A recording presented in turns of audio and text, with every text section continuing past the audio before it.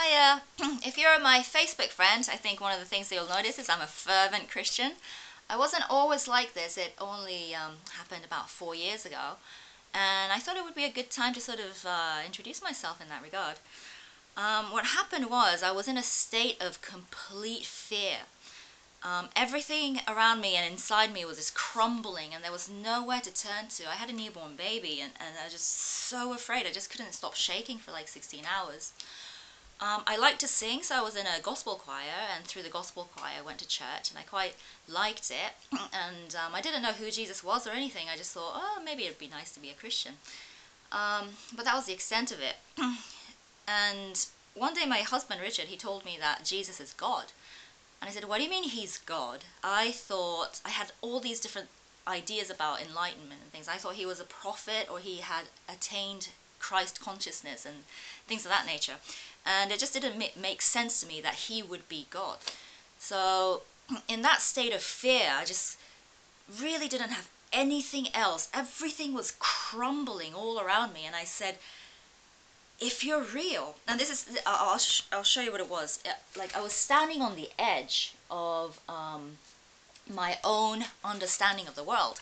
So if you think about it, we all have our individual selves. What is that made of? You've got a name, we've got a body, we were born into a certain place, to a certain family, in a certain time in history, in a certain country, in a certain culture, and all of it is given. None of it we actually chose.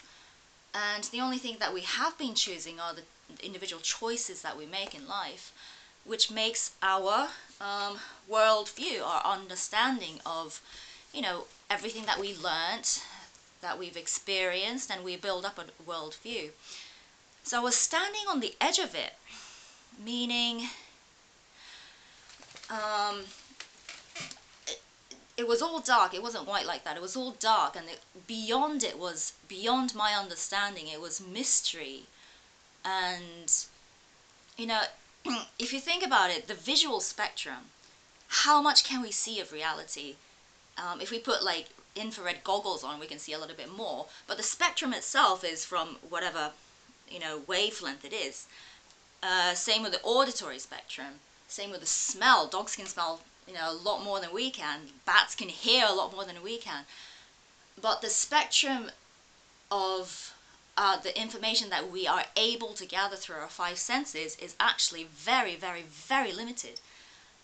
And some people have a little bit more. If you go to too many concerts, your hearing would be a little bit less.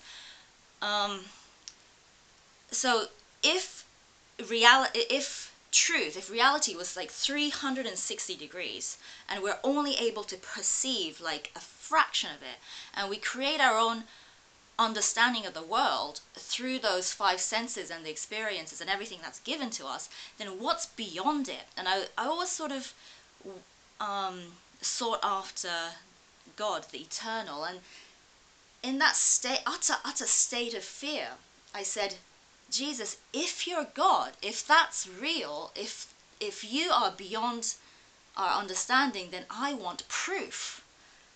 And so he gave it to me. And in sort of a breath, I realized it wasn't just me, but everybody. Everybody was standing on their own sort of schemata of their own understanding of the world. And for some reason, I don't know why, but the word evolution came about, and I thought, I've never actually questioned it. How do I know what I know to be true? Only because everybody else told me, the school teachers told me, the museums told me, and the scientists have told me. But what is beyond this, our own individual world views and our own understanding, what is beyond it? There has to be something beyond it, which was why I was on the edge. There's an eternal gap, like a parallel line between being mortal and immortal, between being finite and infinite. We can keep seeking and seeking, like we could be counting and counting, but God is infinite, and there's that gap that just we cannot, by definition, we just cannot attain or reach. And so in that state, when I was just shaking, and in my mind I was at the edge of my own sort of worldview, my own understanding, I said, Jesus, if you're real, I want proof. And I jumped.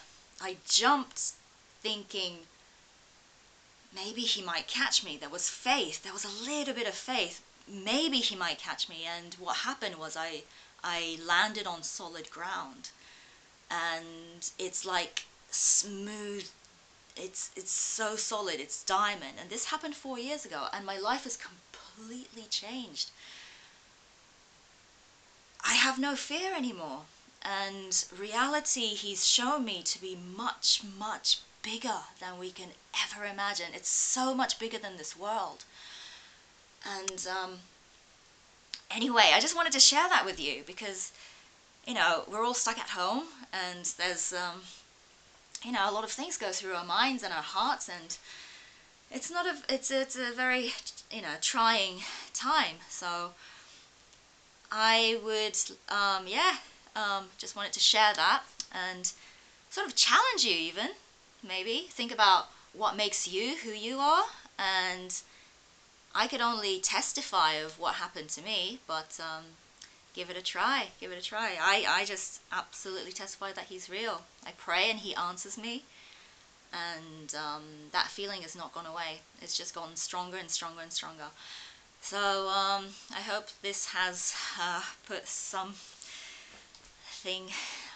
blah, I can't really talk. Anyway, alright, see you again. Bye.